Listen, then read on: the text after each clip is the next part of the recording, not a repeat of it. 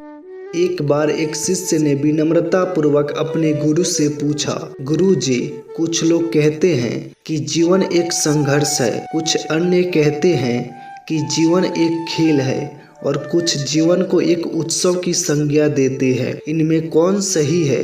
गुरु जी ने तत्काल बड़े ही धैर्यपूर्वक उत्तर दिया, पुत्र, जिन्हें गुरु नहीं मिला उनके लिए जीवन एक संघर्ष है, जिन्हें गुरु मिल गया उनका जीवन एक खेल है, और जो लोग गुरु द्वारा बताए गए मार्ग पर चलने लगते हैं, मात्र वे ही जीवन को एक उत्सव का नाम देने का साहस जुटा पाते हैं। यह उत्तर सुनने के बाद भी शिष्य पूरी तरह से संतुष्ट न था। गुरु जी को इसका आभास हो गया। वे कहने लगे, लो, तुम्हें इसी संदर्भ में एक कहानी सुनाता हूँ। ध्यान से सुनोगे तो स्वयं ही अपने प्रश्न का उत्तर पा सकोगे। उन्होंने जो कहानी सुनाई वह इस प्रकार थी।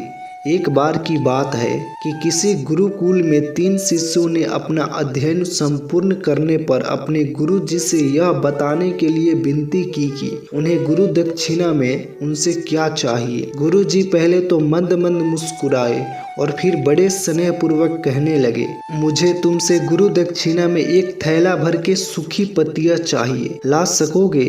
वे तीनों मन ही मन बहुत प्रसन्न हुए, क्योंकि उन्हें लगा कि वे बड़ी आसानी से अपने गुरु जी की इच्छा पूरी कर सकेंगे। सूखी पत्तियां तो जंगल में सर्वत्र बिखरी ही रहती है। वे उत्साह पूर्वक एक ही स्वर में बोले, जी गुरु जी, जैसी आपकी आज्ञा। अब वे तीनों शिष्य चलते चलते एक समीप अस्त जंगल में पहुंच चुके थे, लेकिन यह देखकर कि वहां पर तो सूखी पत्तियां केवल एक मुट्ठी भर ही थी, उनके आश्चर्य का ठिकाना न रहा। वे सोच में पड़ गए कि आखिर जंगल से कौन सूखी पत्तियां उठाकर ले गया होगा। इतने में ही उन्हें दूर से आता हुआ कोई किसान दिखाई दिया। वे उसके पास पहुंचकर उससे विनम्रता पूर्वक याचना करने लगे कि वह उन्हें केवल एक थैला भर सूखी पत्तियां दे दे। अब उस किसान ने उनसे क्षमा याचना करते हुए उन्हें यह बताया कि वह उनकी मदद नहीं कर सकता, क्योंकि उसने सूखी पत्तियों का ईंधन के रूप में पहले ही उपयोग कर लिया था। अब वे तीनों पास में ही बसे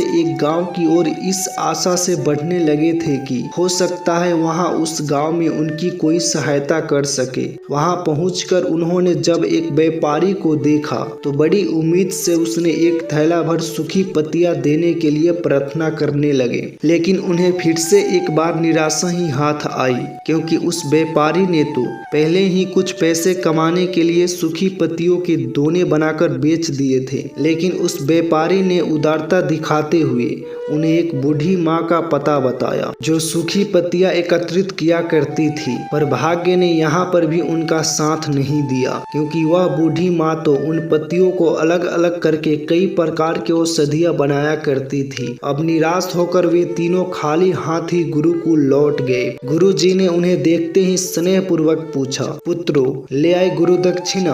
तीनों ने सर झुका लिया। गुरु जी द्वारा दोबारा पूछे जाने पर उनमें से एक शिष्य कहने लगा, गुरुदेव, हम आपकी इच्छा पूरी नहीं कर पाए। हमने सोचा था कि सूखी पत्तियां तो जंगल में सर्वत्र बिखरी ही रहती होंगी, लेकिन बड़े ही आश्चर्य की बात है कि लोग उनका भी कितनी तरह से उपयोग करते हैं। गुरुजी फिर पहले ही की तरह मुस्कुराते हुए प्रेम पूर्वक बोले, निराश क्यों होते हो? प्रसन्न हो जाओ। और यही ज्ञान की सूखी पत्तियां भी व्यर्थ नहीं हुआ करती, बल्कि उनके भी अनेक उपयोग हुआ करते हैं। मुझे गुरु दक्षिणा के रूप में दे दो। तीनों शिष्य गुरु जी को प्रणाम करके खुशी खुशी अपने अपने घर की ओर चले गए। वह शिष्य जो गुरु जी की कहानी एकाग्रचित होकर सुन रहा था, अचानक बड़े उत्साह से बोला, गुरु जी, अब मुझे अच्छी तरह से ज्ञात हो गया है कि आप क्या कहना चाहते हैं। आपका संकेत वस्तुतः इसी ओर है ना, कि जब सर्वत्र सुलभ सूखी पत्तियां भी निरर्थक या बेकार नहीं होती है, तो फिर हम कैसे किसी भी वस्तु या व्यक्ति को छोटा और महत्वहीन मानकर उसका तिरस्कार कर सकते हैं। चींटी से लेकर हाथी तक और सुई से लेकर तलवार तक सभी का अपना अपना महत्व होता है। गुरु जी भी तुरंत ही बोले,